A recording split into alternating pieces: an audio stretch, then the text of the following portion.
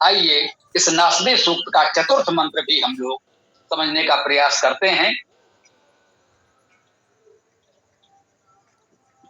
ओम कामा तदग्रे सम अवर्तत अधि मनसा रेता प्रथमं जदासी सतः बंधुम असति ने अविंदन हृदय प्रतीस्या कवयः मनीषा। जो वो एक उत्पन्न हुआ, इससे पूर्व तृतीय मंत्र में जो हम लोगों ने पढ़ा अजायत एकम, वह एक उत्पन्न हुआ, उस एक को उत्पन्न किया। वह एक क्या था, इसमें बता रहे हैं कामा तत् अग्रे सम अवर्तत। कामा कामना इच्छा, तत् वह अग्रे पहले, सम उपसर्ग सम्यक रूप से, अवर्तत वर्तमान था।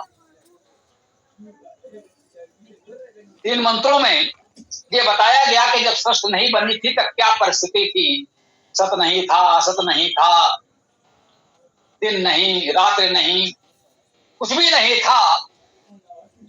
और कहा गया कि आप परिकल्पना करें कि वो परिस्थिति ऐसी थी जैसे अंधकार ही अंधकार को ढके हुए था, अर्थात कुछ भी दृश्यमान नहीं था, कुछ भी जानने समझने योग्य नहीं था। जो कुछ था वो अज्ञेय था, न जानने योग्य था, न समझ पाने योग्य था। तो उसके पश्चात क्या हुआ, उसने, परमेश्वर ने अपने तप से एक को उत्पन्न किया। वह क्या है, कामा अर्थात कामना। कामा तद अग्रे सम अवर्तत, तत् वह कामा काम कामना, वह कामना अग्रे अर्थात आगे, पहले, सम सम्यक रूप से, अवर्तत वर्तमान था। तो सबसे पहले वो क्या वर्तमान हुआ, कामा अर्थात कामना। कामना इच्छा सबसे पहले वर्तमान हुई। जो सबसे पहले प्रवर्तित हुई, परमेश्वर ने इसका सबसे पहले प्रवर्तन किया, वो है कामना इच्छा। कामना आई अधि मनसा रेता प्रथमम जदासी। अधि उपसर्ग है, अधि मनसा को एक साथ पढ़ें तो अर्थ आएगा मनसा, मन के ऊपर। देखिए सबसे पहले बता रहे हैं उस समय कामना इच्छा उत्पन्न हुई, सबसे पहले इच्छा वर्तमान हुई। इसको बात के ग्रंथों में कहीं हमको इस रूप में बताने का प्रयास किया गया है। एको हम बहुश्याम, एक परिकल्पना प्रस्तुत की गई कि जब सृष्टि नहीं थी तो केवल एकमात्र परमेश्वर ही था। उसने विचार किया कि मैं अकेला हूं, एक हूं, बहुत हो जाऊं। तो ये मैं एक हूं, बहुत हो जाऊं, ये क्या है, ये कामना है, इच्छा है। उसमें एक इच्छा उत्पन्न हुई कि मैं बहुत हो जाऊं। तो कामा तद अग्रे सम अवर्तत, उसको कहते हैं सबसे पहले ये इच्छा वर्तमान हुई कि कुछ होना चाहिए। क्या, अधिमनसा, मन के ऊपर ये इच्छा वर्तमान हुई, उत्पन्न हुई। मन में ये इच्छा उत्पन्न हुई, सबसे पहले मन में ये कामना इच्छा उत्पन्न हुई। रेता प्रथमम यत आसीत, यत जो आसीत था, प्रथमम प्रथम, प्रथम यत आसीत, जो प्रथम था, जो सबसे पहले था, रेता। रेता अर्थात गति, प्रगति, धातु का अर्थ चलना, गति करना। मनसा रेता, इस प्रकार से यदि पढ़ें कह सकते हैं मनसा रेता, मन की प्रगति, मन की गति, उत्तम अर्थ प्राप्त होगा। मनसा रेता, मन की गति। सबसे पहले कामना उत्पन्न हुई, और कामना क्या है, ये है मनसा रेता, मन की गति है, इसी को तो कामना कहते हैं। तो ये मन की गति, कामना प्रथमम, पहले, यद आसीत, जो था। तो कहते हैं कि सबसे पहले वह कामना इच्छा वर्तमान हुई, जो पहले ये मन की गति के रूप में ही थी। अति सूक्ष्म स्तर पर एक कामना इच्छा उत्पन्न होती है, ये मन की गति है। अभी दृश्यमान पदार्थ जगत कुछ नहीं है। कहते हैं सतः बंधुम असति नि अविंदन। सतः सत्य विद्यमान, बंधुम बंधु को, बंधु क्या है? बंध धातु बंधन, इसी बंध धातु से बनता है बंधन, इसे पठन गमन आदि। बंधन, बंधु बांधने वाला, जो बांध ले।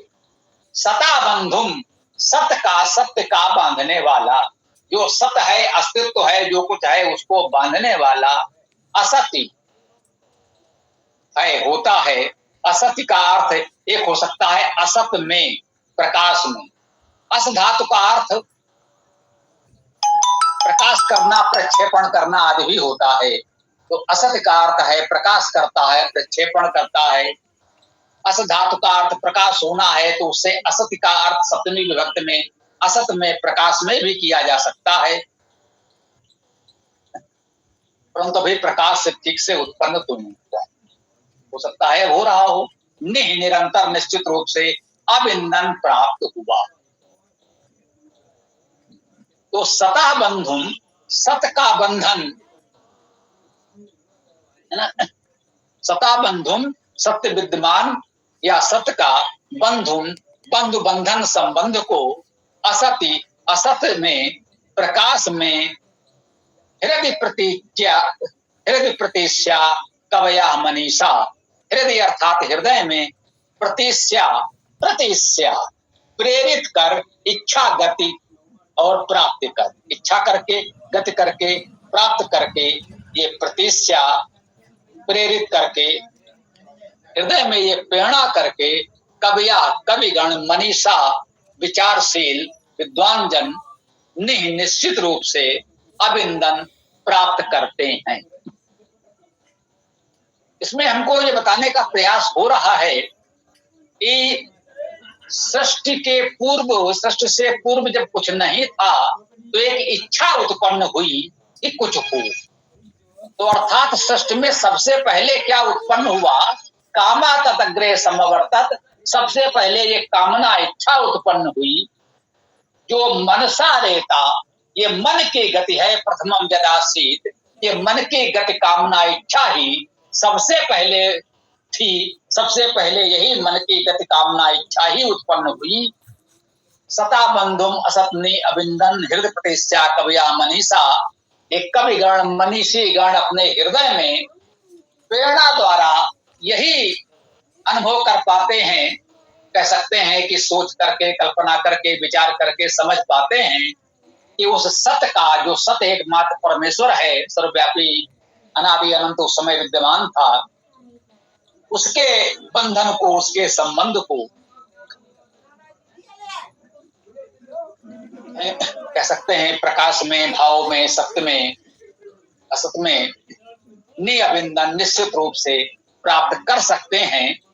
इस बात को ध्यान में रखना होगा नासदी सूक्त में सर्वत्र कि सृष्टि से पूर्व की अवस्था का वर्णन करते हुए सूक्ष्मता से सृष्टि का अंकुर फूटना, उस समय सृष्टि कैसे प्रारंभ हुई होगी, निश्चित रूप से इसकी केवल कल्पना ही की जा सकती है।